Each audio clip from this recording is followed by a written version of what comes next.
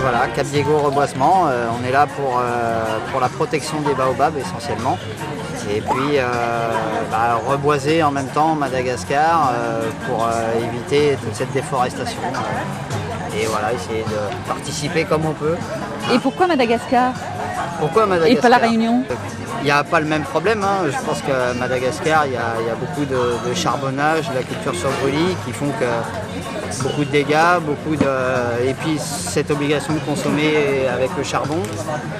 À La Réunion, il y a le gaz, il y a aujourd'hui plus de moyens, il y a aussi la protection de l'environnement qui est beaucoup plus présente qu'à Madagascar. Et donc voilà, le but c'est quand même d'être à l'endroit où c'est il y a le plus besoin. Voilà. D'accord. Alors, qu'est-ce que c'est? Voilà, donc c'est là. J'avoue, c'est un petit test qu'on va faire. Que le but, ça va être de mettre en place à Madagascar ce procédé pour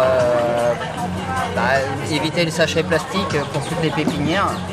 Donc voilà, des tronçons de bananiers avec des petites graines de baobab locales qu'on a trouvées ici. C'est pas des baobabs de Madagascar, c'est des baobabs de La Réunion. Le but, c'est vraiment d'éviter ce sachet plastique que pour l'instant on n'arrive pas à éliminer, à remédier.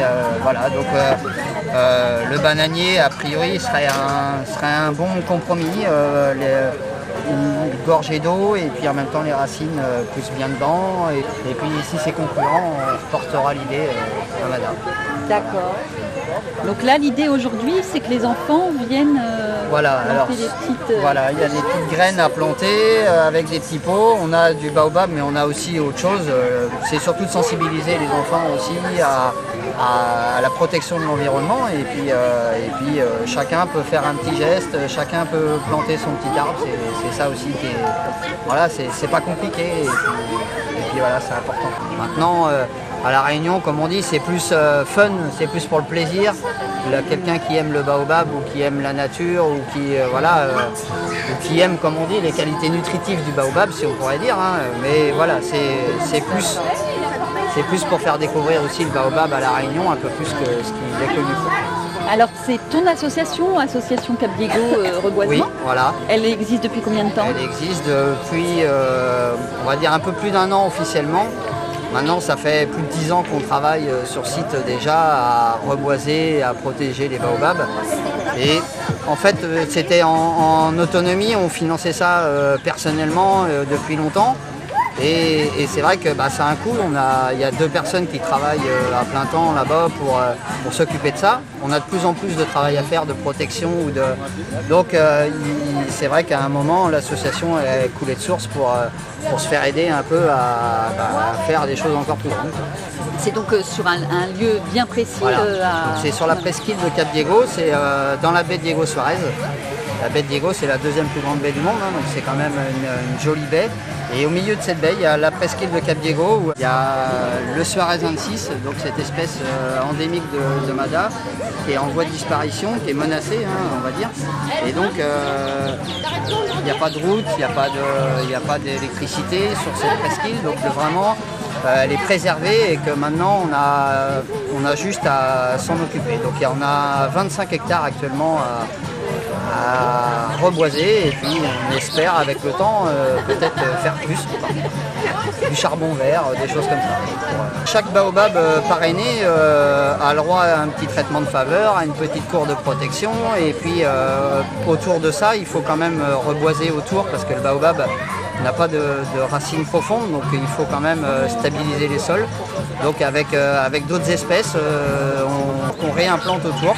Donc c'est beaucoup de boulot, on est à plus de 130 parrains et donc c'est vrai que il faut entretenir, il faut faire tout ça si on veut pérenniser les choses. Alors c'est quoi le principe du parrainage?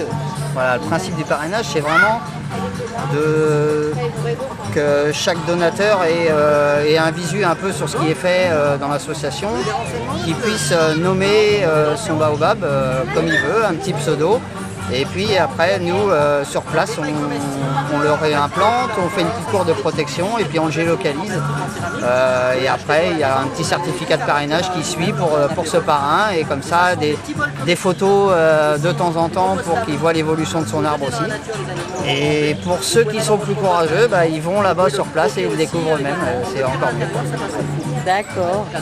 Donc le parrainage, c'est une participation financière pour planter. Voilà, qui permettent de planter et puis comme on dit, de faire l'entretien derrière après de tout ça et puis de continuer à se dire qu'on peut encore faire quelque chose pour les forêts de Madagascar.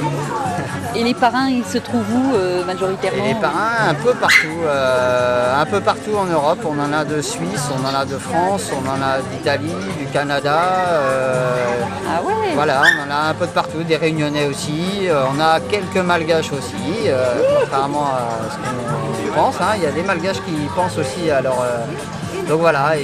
Donc de l'autre côté, nous on travaille avec beaucoup d'associations de protection de l'environnement là-bas, qui nous aident aussi à créer des grosses journées de reboisement et que ce soit quand même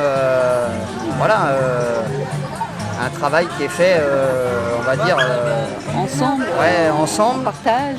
Et puis il y a besoin de motivation parce que, comme on dit, à 2 sur 25 hectares, il y a de quoi se démotiver. Ouais. Donc grâce à toutes ces assos qui nous aident, on arrive à sensibiliser et puis je pense à faire un petit effet, on va dire, ce qu'on peut à notre niveau. D'accord. Mais alors cette histoire d'association, en fait, elle a démarré juste... La passion. Un coup de cœur à la passion du baobab. En fait, voilà, disons qu'on était sur ce site où on nous a dit, avec le temps, on a rencontré des gens qui nous ont dit que le Suarez 26 était en voie de disparition, était menacé. Et donc le Suarez 26, qui est endémique de Diego Suarez, il y en a partout sur la presqu'île, partout. Il y en a de nombreuses espèces sur la presqu'île. Et donc vraiment, ça a été de se dire, nous on a les moyens de faire quelque chose aujourd'hui parce qu'on a la possibilité d'exploiter ce terrain-là. Donc pourquoi pas mettre vraiment le point sur le baobab. Après, comme on dit, c'est les forêts de Madagascar à la base qu'on veut vraiment protéger. Le baobab parce qu'il est menacé, mais le baobab, arbre de forêt, il a besoin aussi de tellement d'autres choses que finalement, on ne se concentre pas que sur le baobab. Merci JP.